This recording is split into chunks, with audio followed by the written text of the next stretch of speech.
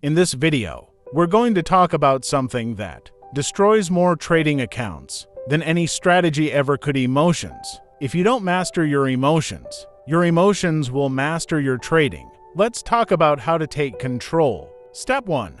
Recognize the trigger. You feel the rush when a trade goes in your favor. You feel the panic when a candle turns against you. Pause. That moment, that surge, is your trigger. Awareness is the first step to control. You can't manage what you don't notice. Step 2. Breathe before you react. The chart isn't moving fast, your heartbeat is. Before you click anything, breathe. Inhale for 4. Hold for 4. Exhale for 4. A calm body leads to a calm mind. Step 3.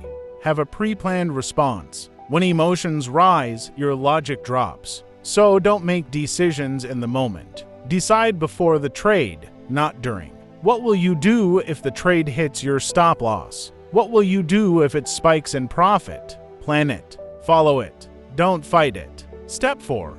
Journal the emotion.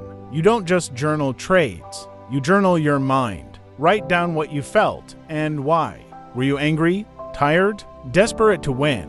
Self-awareness turns mistakes into lessons, and lessons into progress. Step 5. Take breaks to reset. If you're losing control, step away. This is not weakness.